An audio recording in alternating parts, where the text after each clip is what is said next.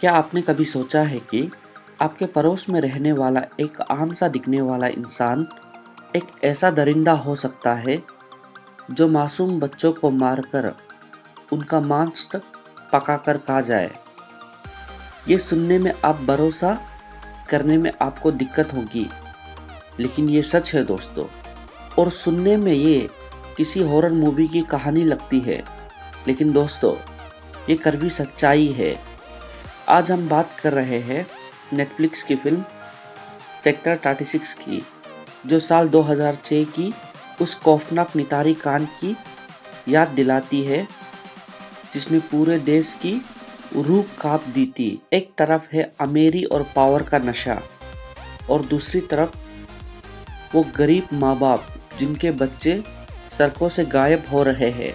क्या पुलिस उन्हें ढूंढ पाएगी या फिर ये सिस्टम उन मासूमों की मौत का तमाशा देखता रहेगा?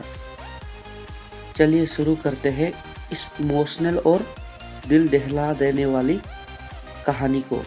कहानी शुरू होती है प्रेम सिंह मतलब विक्रांत मैसी से, जो एक कोती का नौकर है। बाहर से वो एक सीधा साधा आदमी दिखता है जो केबीसी देखता है और अपनी फैमिली से फोन पर प्यार से बात करता है।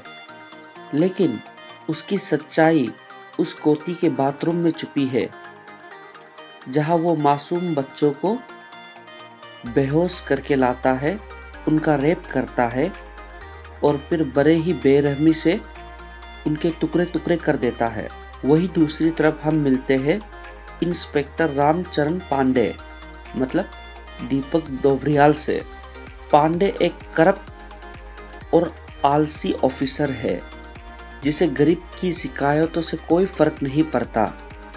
जब राजीव कैम्प के लोग अपने गायब हुए बच्चों की रिपोर्ट लिखवाने आते हैं तो वो उन्हें भगा देता है, ये कहकर कि बच्ची है, किसी के साथ भाग गई होगी। लेकिन कहानी तब पलटती है जब एक गंदे नाले से बच्चे का कटा हुआ हाथ निकलता है। पूरा इलाका डर में है, लेकिन पांडे अभी भी इसे गंभीरता से नहीं लेता जब तक कि ये आग उसके अपने घर तक नहीं पहुंचती। दशहरा की रात पांडे रामलीला में रावण का किरदार निभा रहा होता है। वहाँ प्रेम भी मौजूद है अपने नए शिकार की तलाश में। तभी पांडे की अपनी बेटी गायब हो जाती है। उस पल एक बाप का डर पांडे के अंदर के सोए हुए ईमानदार पुलिस वाले को जगा देता है। पांडे को एहसास होता है कि जिन गरीबों को वो टुकरा रहा था, आज वो भी उसी दर्द से गुजर रहा है। वो प्रेम का पीछा करता है, बेटी को तो बचा लेता है, लेकिन प्रेम भाग निकलता है। अब पांडे के लिए ये सिर्फ एक केस नहीं, बल्कि एक पर्सनल मैटर सा बन जाता है। वो ठान लेता है कि वो इस दरिंदे को पकड़ कर ही रहेगा। लेकिन दोस्तों, रास्ता इतना आसान नहीं है। प्रेम का मालिक बालवीर बासी एक बड़ा और इन्फ्लुएंशियल आदमी है जिसके हाथ बहुत ऊपर तक है।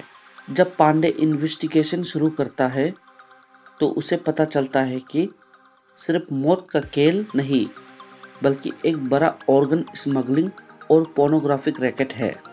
पांडे को एक कंपाउंडर मिलता है जो प्रेम का साथ देता था। उससे पूछताछ में पता चलता है कि प्रेम बच्चों की ऑर्गन्स निकालकर बेचता है। जब प्रेम पकड़ा जाता है तो उसका कन्फेशन सुनकर आपके रोंगटे खड़े हो जाएंगे। वो बिना किसी पछतावे के बताता है कि कैसे वो बच्चों को चॉकलेट की लालच देकर बुलाता था और उनके टुकड़े करके नाले में फेंक देता था। उसकी सोच देखिए, वो कहता है ये गरीब बच्चे बड़े होकर क्या बनेंगे, नौकर ही तो बनेंगे ना, तो अगर इनका इस्तेमाल कर लिया तो क्या गलत किया।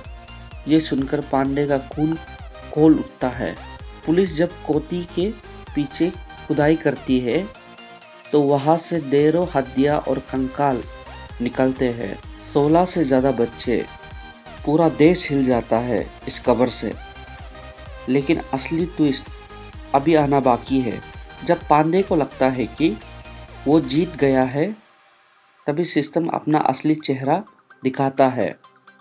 बासी के कनेक्शन इतने स्ट्रॉन्ग है कि पांडे को सस्पेंड कर दिया जाता है।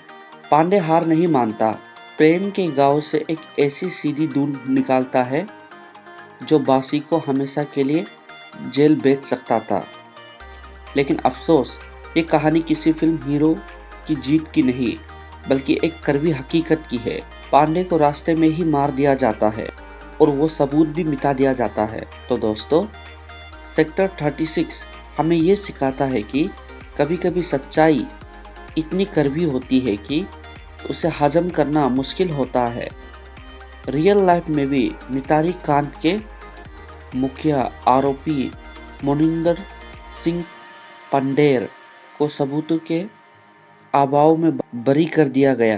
क्या आपको लगता है कि गरीबों को कभी इंसाफ मिल पाता है? क्या पांडे जैसे ऑफिसर्स का बलिदान जायज है? कमेंट करके अपनी राय जरूर दें। अगर वीडियो अच्छी लगी हो तो लाइक करें और ऐसी ही ट्रू इंसिडेंट स्टोरीज के लिए सब्सक्राइब करें। मिलते हैं अगले वीडियो में।